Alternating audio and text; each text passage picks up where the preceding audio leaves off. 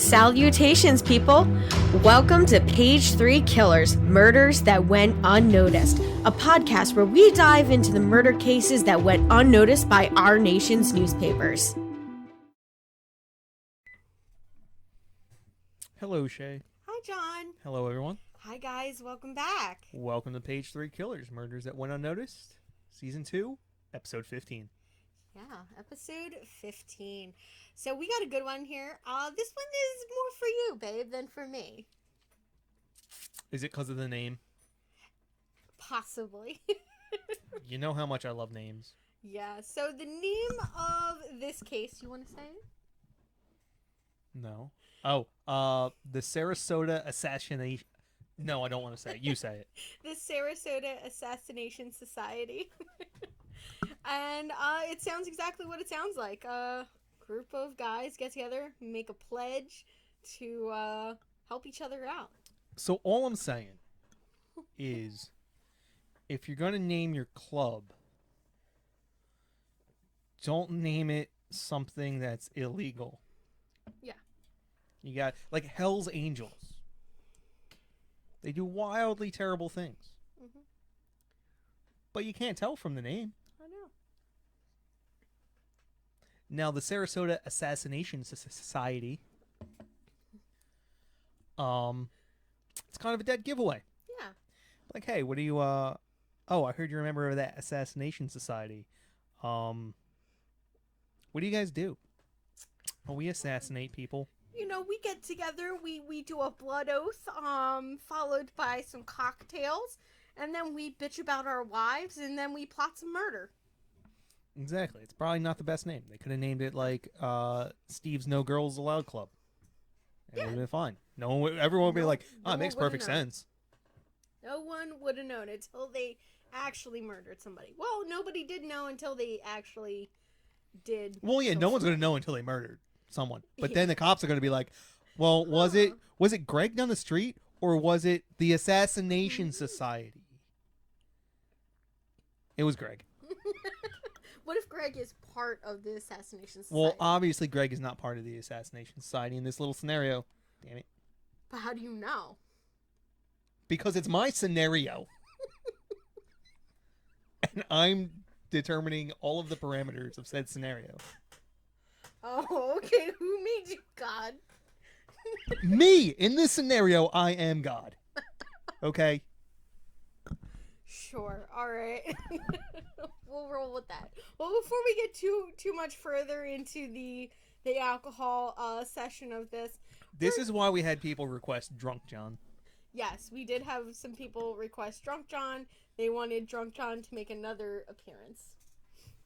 Here I am. You're welcome. What were we saying? Yeah, so we were just about to move into our case, but before that, we have to do our patrons on Patreon. So, big shout out to Ralunk, Chelsea Hargrett, and Stacey Fragale. Thank you guys for donating on Patreon. Now, if you guys out there want to support the podcast, you can just hit us up on Patreon, or you can like, share, and subscribe. So we appreciate for every like, share, and subscribe. It's free. Yeah, exactly. And it helps us out. Get more people into the podcast. Also, comment. Yeah, comments are always welcome. I mean, I stopped reading them, but well, yeah, you should read some. You should read them, but you have to ignore the negative ones. Yeah, true. Because screw you. We do this for fun. There's no real purpose to it other than listen. You ain't gotta listen to it. You know, something to do. If you don't like it, turn it off. Yeah. I mean, if they're not into true crime, why are you listening? But at the same time, I can sort of get it because well, we're not exactly the most professional. We're literally just two people riffing off of one another. I got a pen in my ear. So. Yeah. So now that we've done our patrons on Patreon. 1884. This is even cooler. Yep. 1884. So we're going way back. Ooh. So we got a couple of good news stories that happened around that time. So you want to Start us off. That's a long one. It's a long one. The Cincinnati Riots. The Cincinnati Riots of 1884, also known as the Cincinnati Courthouse Riots, were caused by public outrage over the decision of a jury to return a verdict of manslaughter in what was seen as a clear case of murder. Seems a little excessive, but okay. A mob in Cincinnati, Ohio, I never would have guessed, attempted to find and lynch the perpetrator. Was that perpetrator white? I am not sure. Okay. In the violence that followed over the next few days, more than 50 people died and the courthouse was destroyed. It was one of the most destructive riots in American history. If I had to guess, this was probably an African-American male, and they wanted him hanged. And if the court wasn't going to hang him, they were going to hang him themselves. Yeah, we might have to look more into it. I just find it insane that people were willing to go so far as to destroy the courthouse. Well, that's what makes me think it was an African American. Because 1880s isn't exactly the friendliest time for an African American male who's just been convicted of killing someone. Yeah. And if I had to guess, again, I'm just speculating. I don't know this case at all. They probably wanted him dead. And you can't hang someone for manslaughter. Yeah. Now, our next case is May 1st. So this one's kind of a big one. It kind of stands to today. So the 8-hour workday is first proclaimed by the Federation of Organized Trades and Labor Unions in the United States on May 1st, called May Day or Labor Day. It is now a holiday recognized in almost every industrialized country. Sorry. Industrialized. Yeah. I actually did not know that. Well, Labor Day came about later. Labor Day had to come about probably during the Great Depression. Yeah, that it came about later on after this, but And also first proclaimed. I'm guessing most people in 1884 worked significantly more than an 8-hour day. Yeah. Pandora. Kitty cat, calm down. Pandora decided to join us for some podcasting today. So you guys can probably hear her little collar jangling down here. She just wants mommy's attention is really what it is. So our next one, do you want to read that one? Sure. August 5th, the cornerstone of the Statue of Liberty is laid on Bedloe's Island in New York Harbor. Yep. All right. So our next one after... Hold on. Yep. I just had a fact. Yeah. About that. So in the rescue... I believe it's what, The Rescuers, Feifel Goes West? Is that the name of it? No, I'm just... It's two different things, right? Okay, so it's Feifel Goes West. Yeah, I don't know why I thought it was The Rescuers. So in Feifel Goes West, if you... In the beginning, when they arrive in America... Well, yeah, when Feifel Goes West, the first one is them arriving in America. The second one is where they go west. So I guess it's not Feifel Goes West. I guess it's... What's the first one called? An American Tale? An American Tale. Yeah. So in the opening for An American Tale, you see the Statue of Liberty. Mm-hmm. And it's still bronze. And it's not green. Oh, yeah. Which didn't happen for a couple of decades. Yeah, because it wasn't oxidized yet. Yep. Oh, interesting. Yeah, that was a TikTok. It was one of those did-you-know movie facts. Yeah. I loved that movie as a kid. I need to watch that again. Oh, both those movies are just like... amazing movie. They tug at my heartstrings. Yeah. That, you know what movie can bring me to tears in like the first few minutes of it? Land Before Time. Oh, no. I love that movie, but it's not going to bring me to tears. Like, I get it. His mom dies. What about Bambi? I don't know.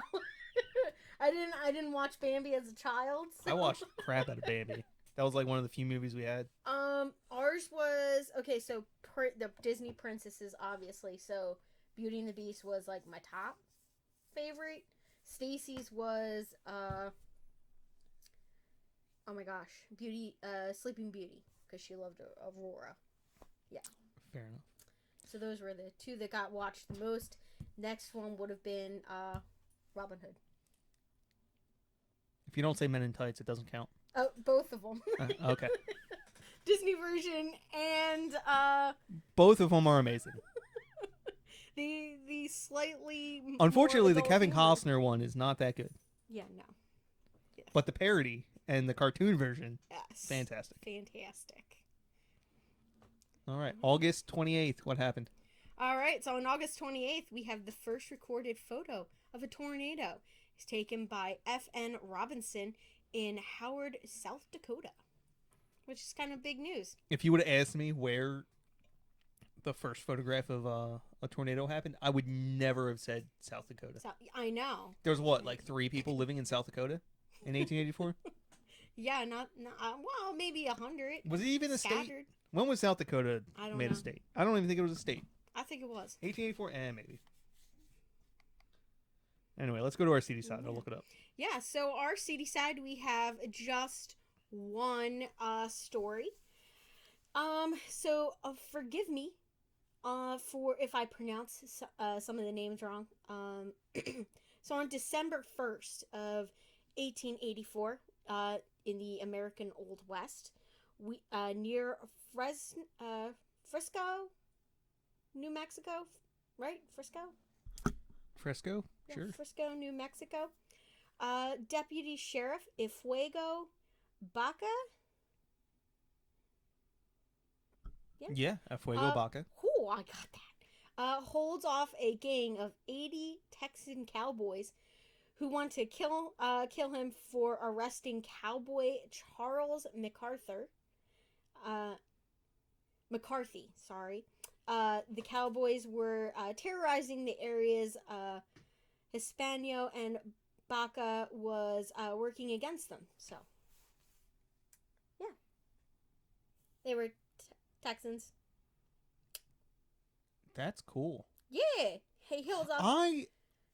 That's one part of American history that I wish I was more familiar with. That whole Southwest, America, Mexico, Texas stuff. Maybe we should do a trip. Because, oh no, we definitely should. But because that was Reconstruction, 1884. We're talking like end of Reconstruction.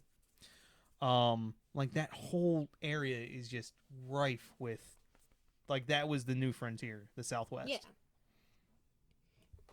That was like, we're just getting into the Pancho Villa era. We're getting into, there was a lot of cool stuff going on in the 1880s. Down in the Southwest. Like cowboy Wild West stuff. It's always interesting that part of history, because we don't necessarily get taught a lot about it in school, because I'm not even sure why. South Dakota would not be a state for another 5 years. Oh, so it was the South Dakota territory. It was the territory. Yeah. Well, yeah, that's where Texas, like, they learn all about that.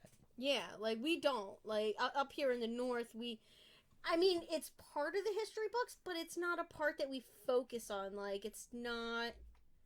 Also, this is the end of the cowboy era. Cowboys really don't exist much after this, in like the, traditional sense of the word. Yeah. All right. So now we're gonna get into our case. So we're only 10 minutes in. Great. Sorry, guys. I got a little something stuck in my throat.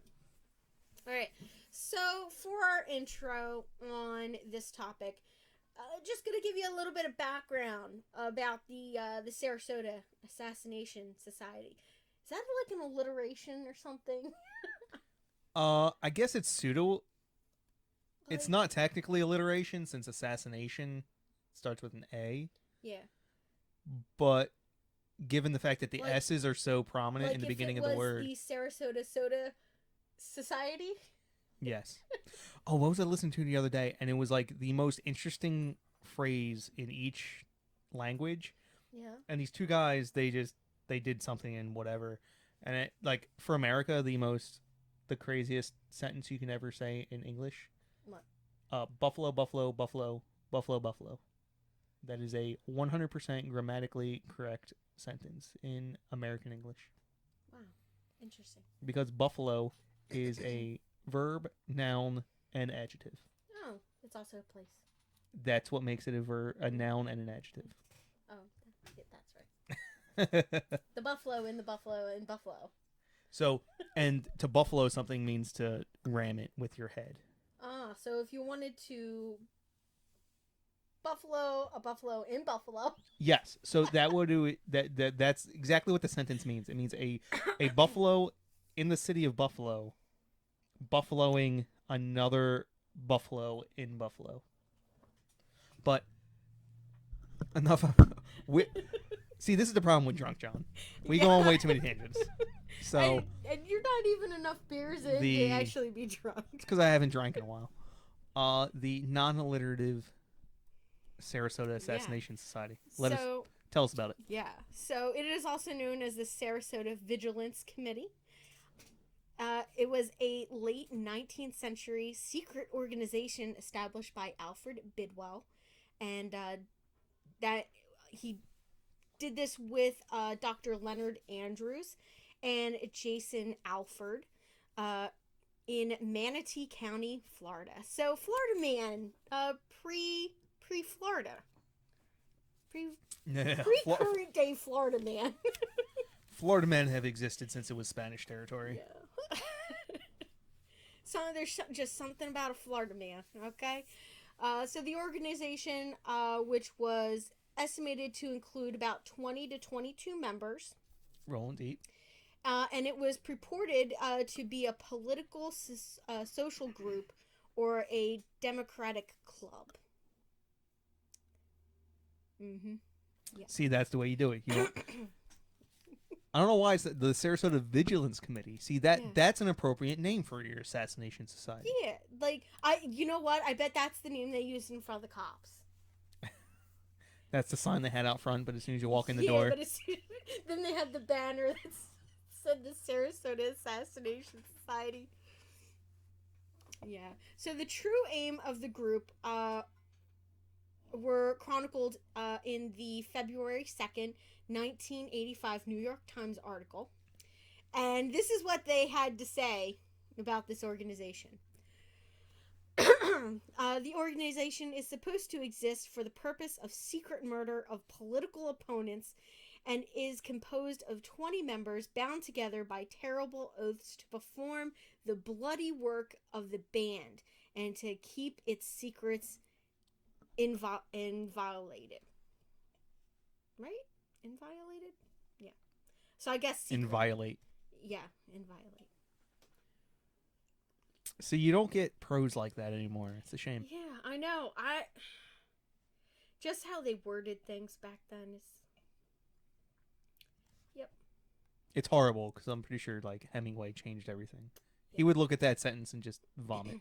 Yeah. But yeah, so that's what they had to say about that. I mean, is that what they did? Pretty much. Well, then it's, Yeah, worked out up until they actually tried to murder somebody. And then that fell apart. So... Okay. Well, I guess they were... terrible at what their main They're goal much more was. the Vigilant Committee than the Assassination Society. Is that what you're saying? Okay. Exactly. So, the Sarasota Vigilance Committee actively recruited new members for the community and subsequently controlled their ranks through intimidation, fear, and coercion. Now, the members were obligated to actively seek jury services in matters involving other members, assist in the escape of members who were incarcerated, and ultimately murder those individuals opposed by the group. Yeah, so they... Now, the group was organized by Alfred Bidwell and Dr. Leonard Andrews, who referred to themselves as judges, while other members, mainly Jason Alford, was called captain, Louis Cato and Charles Willard were lieutenants. And that was basically their command structure of the organization. Okay, so this isn't the most accurate thing in the world, but I'm looking on Wikipedia. And as of 1910, so 25 years after this, the population of Sarasota, Florida was 840 people. So 20 people is a significant number Yeah, that's quite of the population of Sarasota, Florida. Because I'm wondering how all of this stuff is like this doesn't make any sense. 20 people can't be all like we're gonna actively seek to be on the jury. Like how many jury members could 20 people possibly and be? at this time, only men could sit on jury. So how many of those were men? Oh goodness, this could have been like a third of the population. Yeah. Of Sarasota, Florida at the time. Or of it was only white men voting who were allowed. Yeah, voting and voting age men. Out of that 800, you certainly probably had a certain portion of the community who was African American, or Well, I believe African Americans had the right to vote at this time. Really? Well, male. Yeah, males. So yeah, 14th Amendment was way before this. But yeah, you're still looking at a large portion of the people who wouldn't be allowed to vote. So at least half were probably women. Yeah. And this isn't, again, this is 25 years later, so there probably was significantly less than 840 people. Yeah, exactly. Let's call it 500. So we're looking at I'm going to say 10% of the population was a part of this. Yeah.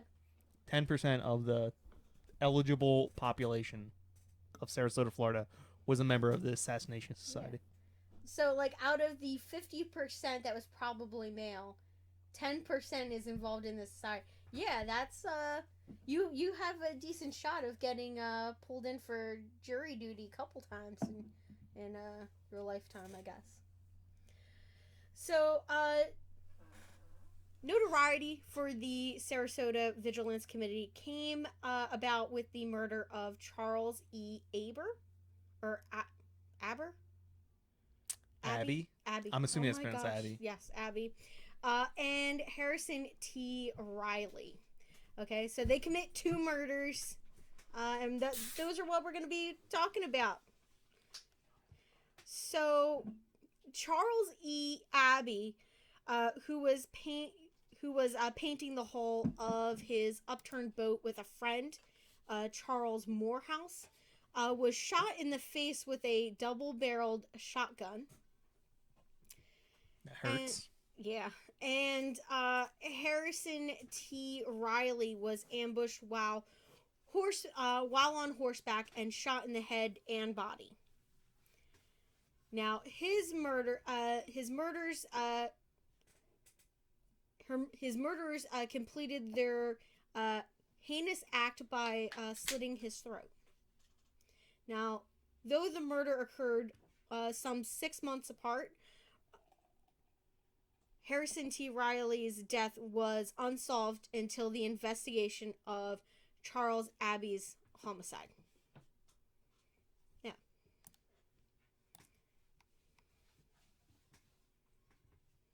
All right, so we have 2 murders. What do our boys in the Assassination Society have to say about this? Yeah. I just have to fix that. So in the article, he was carried. He has carried his life in his hands. Sarasota Assassination Society of 1884.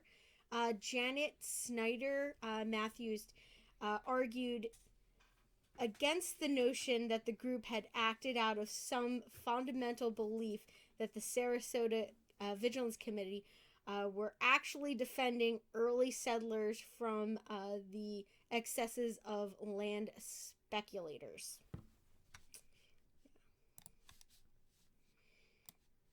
So I guess that was a common belief among the people. I mean, it was probably a Insane. justification. Yeah. The problem with that is that speculators are not necessarily bad. So. Yeah. What you looking for, hun? No, you're fine. You're fixing my mic? Oh, thank Yeah, you. your microphone's much more sensitive than mine, so I was trying Yes. to make sure it's not picking up too much of me. That's awesome. Now, Janet Snyder Matthews cited Carl H. Grismer's book, The Story of Sarasota, and the sources for is as her source for her theory. Now, contrary to Carl H. Grismer's supposition,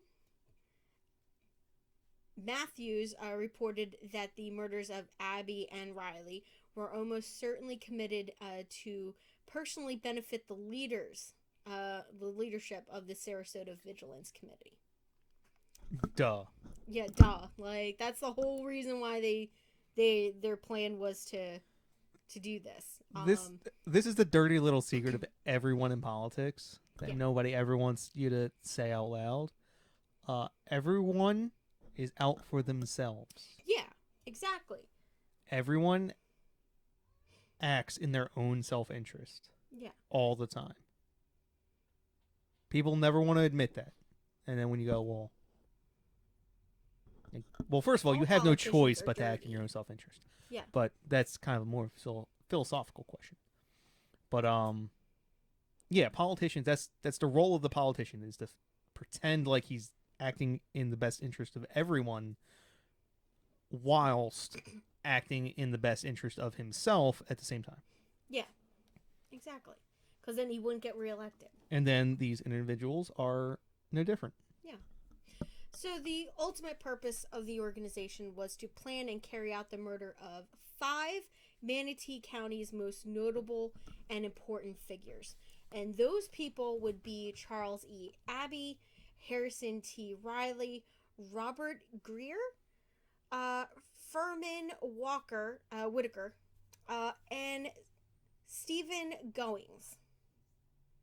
So those were not exactly sure what positions they held within the community, but they were high enough up that they wanted to remove them from the political circles, business circles.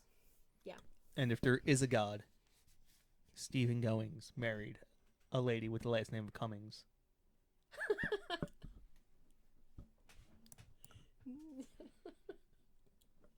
That would actually be kind of funny. Could you imagine that wedding invitation? It would just say Cummings and Goings. That would be kind of funny. We're gathered here today to see the holy matrimony of Cummings and Goings. Oh, goodness. Now, in total, 9 members of the Sarasota Vigilance Committee were indicted for the murder of Charles E. Abbey and Harrison T. Riley. So the indictments led to the trial of 8 of those men, with 3 being sentenced to death, 4 receiving life sentences, and 1 being acquitted.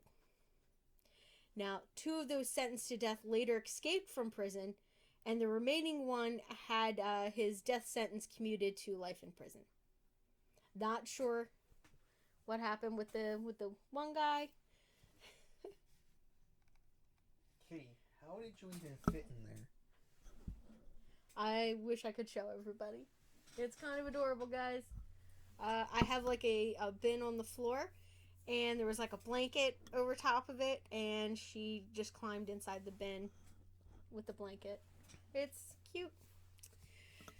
Yeah. So now let's talk about the murder of Charles E. Abbey. Now, in 1877, Charles Elliott Abbey and his wife Charlotte and their 2 teenage daughters, Carrie and Nellie, moved to Manatee County, Florida from Chicago, Illinois. Now, Charles had made a generous fortune as a salesman with the Singer Sewing Machine Company. Oh God, he had to be Candace. booming right now. Oh yeah, For the love of God, just pronounce Kansas correctly. Kansas. There you go. Now, having vacationed in Florida during the two previous years, Charles became enthralled with the possibility of commercial success in Manatee County. So between 1876 and 1878, Charles purchased several hundred undeveloped acres from the state as well as private landowners in what is modern-day Sarasota. Now, in addition to land acquisitions, Charles maintained a general store in the family's home that served as the area's first served as the area's first postmaster. Now, seeking to promote settlement in that area, Charles often marketed Manatee County in his travels around the north, especially in local fairs and exhibitions. So this guy's all about Manatee County. Yeah, like he was like, oh man, I love this Florida vibe, and decided more people needed to live that vibe with him. So he tried to bring more people down there, more snowbirds, I guess. Now, he was an active local politician and newspaper contributor. Charles was just one of the county's 216 registered Republicans. And I would just like to note that the Republicans were the party of Lincoln at the time. Yeah. So they would have been closer to Democrats. Yes. What Democrats are nowadays. Right? Correct. There was a great shift in the 50s and 60s. And kind of reversed the roles. Yeah. Although a Southern Republican would have been rare.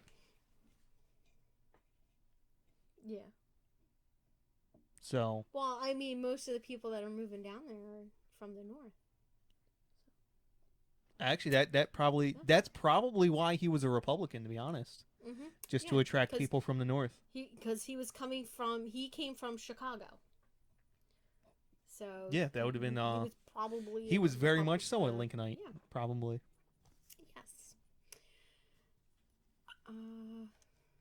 Right. Yeah. So with the marriage of their daughter Nellie to his neighbor Furman Whitaker, that Abbeys were basically solidified their place in the community.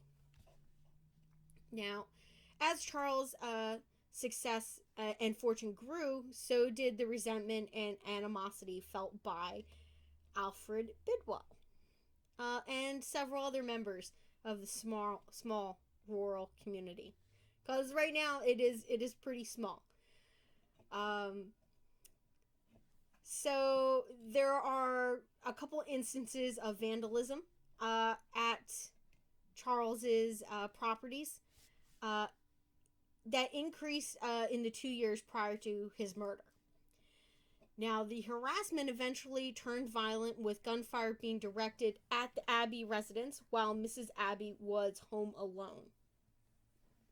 Now, Mrs. Abbey also reported finding a dirk knife stuck in a table outside of her residence. And on December 27th, 1884, Charles Abbey and his friend Charles Morehouse were painting a boat on the road leading to the beach when Charles Willard and Joseph Anderson approached them. There's too many people named Charles. It was a popular name back then. Nothing I can do. Just call one of them Chuck. Chuck. Sure. So Willard, who was wielding Anderson's double-barrel shotgun, pointed the firearm at Charles Abbey and shot him in the face. Now, he then turned and pointed the shotgun at Morehouse, ordering him to run for his life. which I'm guessing he did, Willard and Anderson dragged Charles Abbey's lifeless body to a wharf near Bidwell's store, loaded it on a boat, and dumped it in the Gulf of Mexico, some 3 miles offshore. Yep. And that, my friends, is the murder of Charles T. Abbey. Or Charles E. Yeah. E, not T. The next guy's T. It seems awfully aggressive. Yeah, it does, doesn't it? I mean, okay, so he's already dead. Why you gotta go and dump him in the Gulf of Mexico? So they can't find the body? Duh. That's just rude. Like, not gonna let him have a Christian burial. Assholes. Alright. So then, next up, we have the murder of Harrison T. Riley. And he went by, I guess, his nickname was Tip. I wonder if his middle name was like Tipper. Maybe. Harrison Tipper Riley. Oh, I like that name. I kind of like it. So, days after the murder of Charles Abbey, a man named Harry H. Hawkins came forward to authorities to inform them about the uninvestigated murder of Harrison Tip Riley, as well as the structure of the Sarasota Vigilance Committee.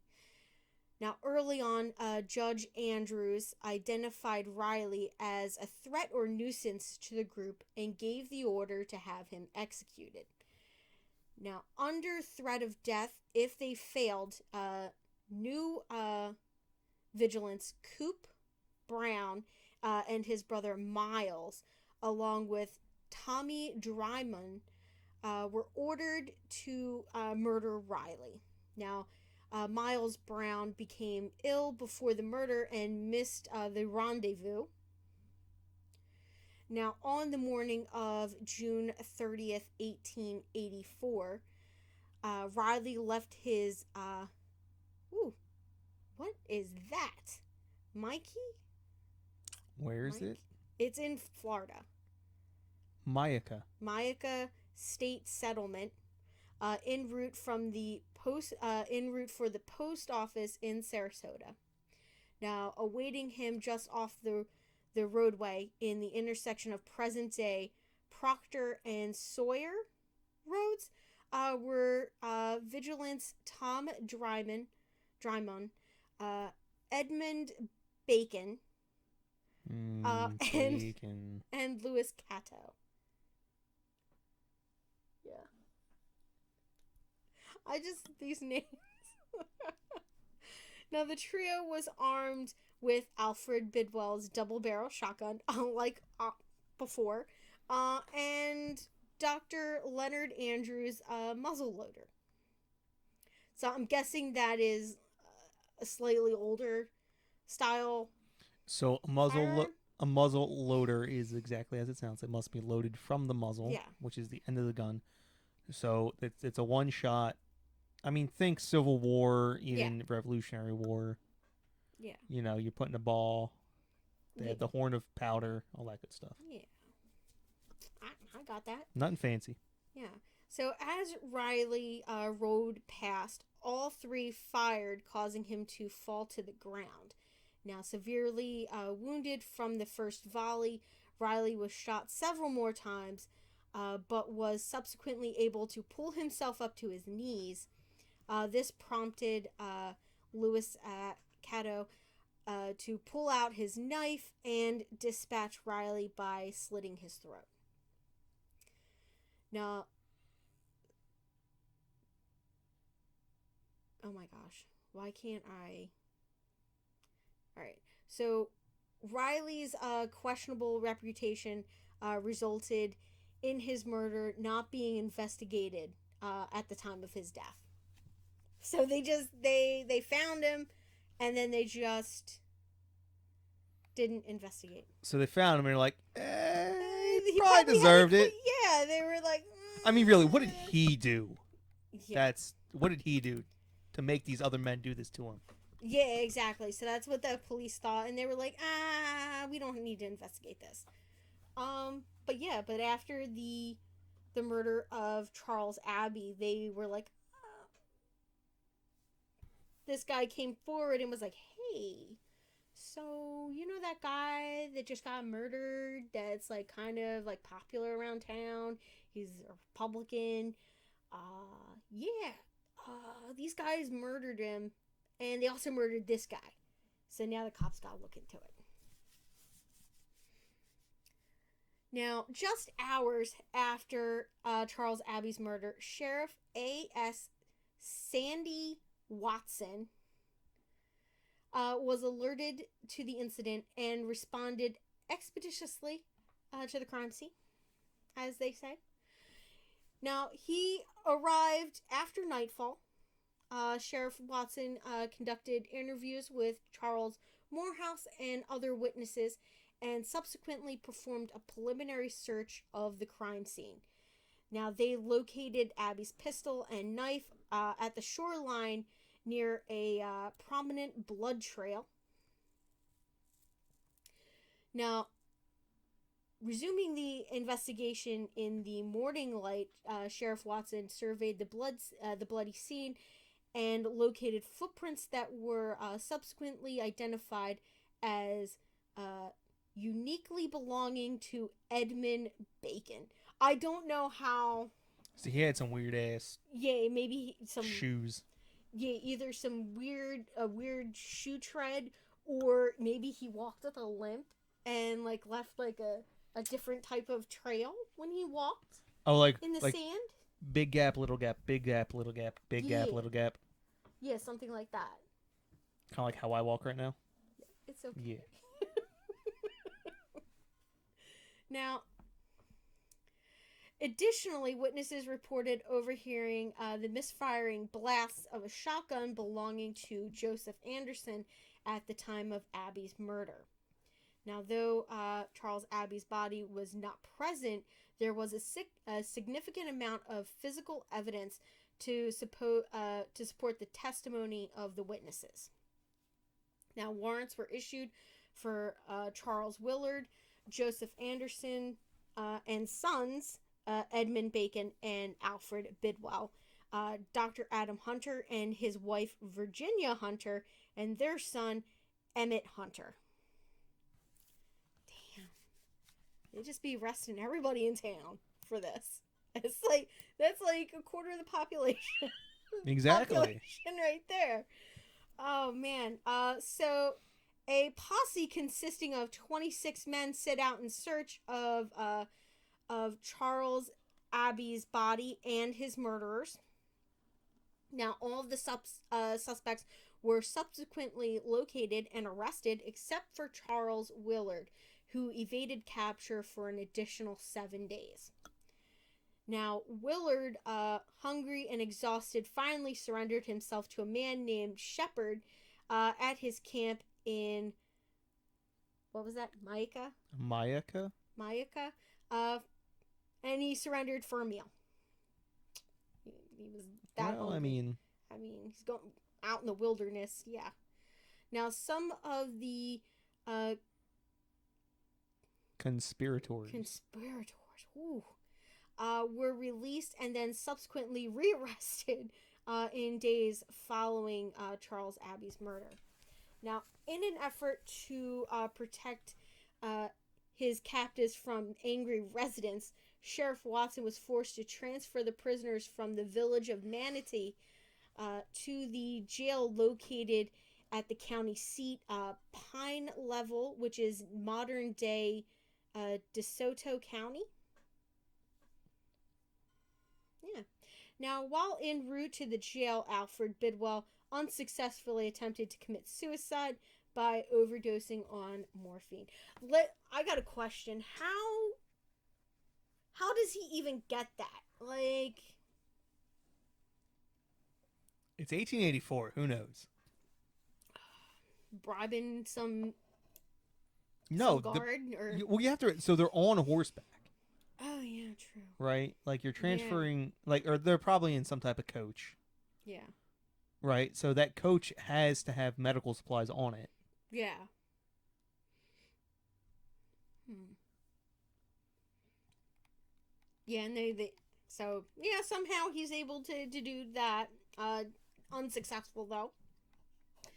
So the homicides and investigation resulted in the arrest of several members of the Sarasota Vigilance Committee and their family members uh, for principles to murder or accessories before or after the fact. Now, at the conclusion of their trials, Charles Willard and Joseph Anderson were found guilty of murder in the first degree and sentenced to life in prison for their roles in the murder of Charles Abbey. Now, Edmund Bacon was acquitted for Abbey's murder, but found guilty of murder in the first degree for Harrison Riley's death. Now, Adam Hunter was not found guilty of either. Now, in their roles as accessories before or after the fact, judges Alfred Bidwell and Dr. Leonard Andrews were both found guilty of murder in the first degree. Now, Bacon, Bidwell, and Andrews were all sentenced to death. Now, Tom Dryman and Louis Caddo cooperated with authorities and became witnesses for the state against the members of the organization. Snitches. Yep. But you know what? None of them died. So none of them were gonna hang. So hey. Now, Tom Dryman, though convicted for his role in Riley's murder, was pardoned as a result of numerous pleas from the citizens of Manatee County. Citizenry of Manatee County. I like that. Now, after approximately 1 year of incarceration, Andrews and Bacon successfully secured firearms and escaped from the prison successfully. So Bidwell's death sentence was commuted to life in prison, and he joined fellow vigilance, Willard and Anderson, as a lease labor convict in the labor camp in Live Oak, Florida. If you ever want to hear about how slavery didn't end with the Civil War, the lease labor contracts. Yeah. They're the most messed up thing ever. They're worse than slavery. Mm-hmm. Yep. Because what they would do is they would just make up these stupid laws and just arrest people. Mm-hmm. And then they become convicts, and then they would lease them out to companies for as much as $19 a month. And the thing with slaves is if you kill them, you got to replace them. Convict, you don't. A leased convict, if he dies while he's working, you just get another one. Yeah. So they treated them even worse than slaves. That sucks. Yeah. But although these men sound white, so yeah, it may not have been as bad. Who knows? Now, in 1889, Jason Alford was granted a severance from the court, and Dryman's pardon prompted an outpour of petitions on behalf of the remaining members of the Sarasota Vigilance Committee, and the last inmate was released from prison in 1892. Yeah. So, you know what? I guess back then in like a small town, it was easier to find out who murdered somebody. Well, everyone knows everyone. Yeah, exactly. Everybody knows everybody by name because they all go to the same church. Well, just out of necessity, a place with 500 people. I mean, Manatee County is probably awfully large. Yeah. Right? I mean, if there's only 500 people in that area doing anything, Yeah. you almost assuredly have to interact with them just as a function of surviving. Oh, yeah. So, I mean, back then, like, I could get it was probably much easier to locate and find these people or get somebody to come forward with the evidence. Not that I'm sure that this posse might have beat some information out of people because Oh, it sounds like they were quite arrogant. Yeah. And they believed that they would just get away with it. Yeah, that's true. I feel like Right, this is why we shouldn't let men be alone. I mean, I'm not going to disagree with you entirely. Because, I don't know, sometimes men just be getting themselves into trouble. Yeah. Like, the Sarasota Assassination Society. If their wives were allowed to be sitting in on that, do you think they would have done half of this crap? One of their wives was part of it. The hunter. I believe, I don't Lady think she Hunter. was guilty of anything, though. Yeah, but she was clearly aware of it. Yeah, because I think he said something to her after the fact. But I don't think she knew about it when he was planning it. You don't think these men went home and bragged to their wives about this stuff? Yeah, but then he probably hit her and go make me a sandwich. No? I don't know. I mean, like, I don't know. Your husband moves you to some. Well, like, these were prominent individuals. It was a doctor. Yeah. Well, they wanted to get rid of the prominent individuals so that they could move higher up the food chain. Well, the thing is, like, with the doctor, I can't remember whoever the doctor was. Like, yeah. Prior to businessmen coming in and foiling everything, he was probably one of the most prominent members of his little community. Exactly. But when businessmen come in, they attempt to diminish their role. Yeah. So he probably felt a certain way. Yeah, because who's gonna be sitting the highest up the food chain? Is gonna be the minister of the local church. You're gonna have the doctor. Your doctor. Maybe whoever is responsible for recording deaths and births within the community. Well, think about it this way. If you live in a community of 500 people, you're one of 500. Your worst case scenario is you're the 500th most important person. Yeah. Now, if you live in a community of 15,000, let's just say, no, I'll even make it easier for the math. If you live in a community of 5,000, you have to be in the top 10% of your community's rankings to be in the same position as if you were dead last in a community of 500. So individuals are going to feel a certain type of way when they start moving down their society's ranks. Yeah. Right? And the people at the top, who may have been the top 1, 2, 5, 10 people, are now moving down into the hundreds. Yeah. That's a huge blow to individuals' egos. So it's like when popular people in high school are no longer popular once they graduate. Well, not quite, but you can kind of make an analogy of the popular person going more. So the popular person of a very small high school goes off to college, and now is in a college. Graduates from a high school of, with a graduating class of 200. Yeah. And then they find themselves in a college with the bottom half of the people not even attending college at all. Yeah. And now they're in a college of 10,000 people. Their potential social status just plummets to... Yeah.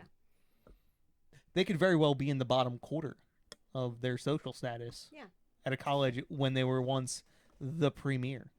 Yeah, exactly. So that's the same thing that's going on here, I'm assuming. And that's basically just what I said. You just said it with a little more flourish.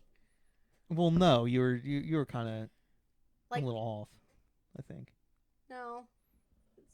You're just like exactly. people in high school who are no longer popular. Like no longer popular. I feel like what you're saying is like people who another school who simply are popular in high school for their looks, and then they get old and they don't look as good. No, that's not what I That's not what you were talking about? No. That's kind of what I thought you were talking about. No. Don't know why. Oh. Yeah, no. But yeah, so that is everything I have on the Sarasota Assassination Society, or if you want to call them the Sarasota Vigilance Committee. You're wrong. You're wrong, because the Assassination Society is way more interesting than the Vigilance Committee. I'm starting to You're gonna start a Vigilance Committee? Yeah. Until you walk in the door. Then it's the Penwood Crossing Assassination Society. We're coming for you.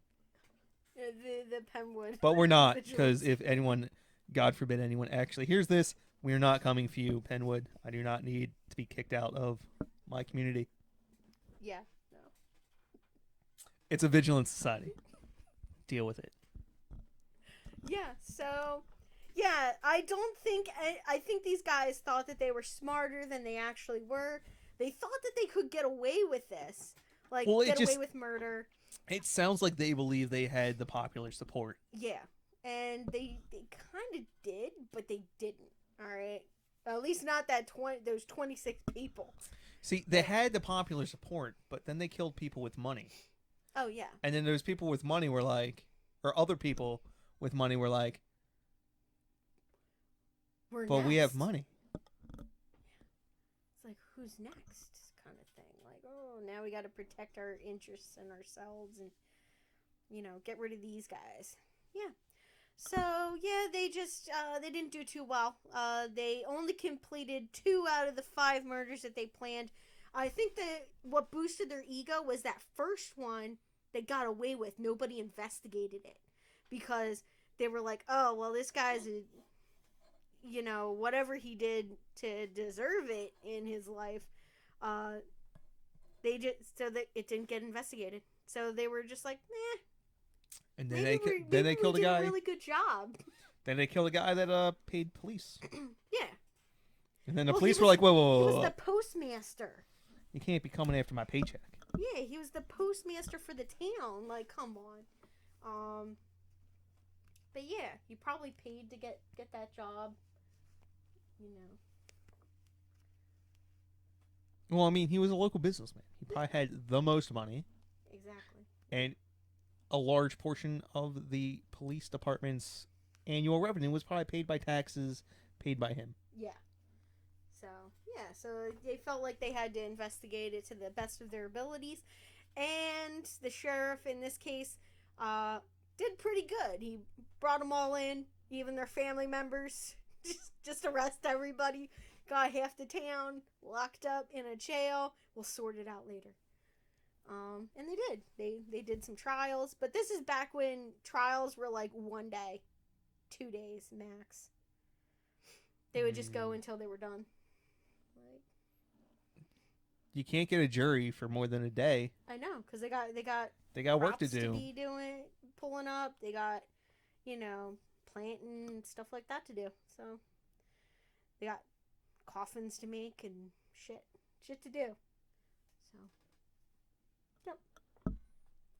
How would you like to be like the only woodworker in town? You know what I would like to do? What? End the podcast. Bye. Yeah, so we're gonna close it out.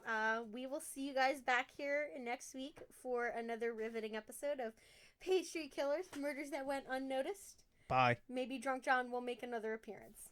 Bye. Bye, guys.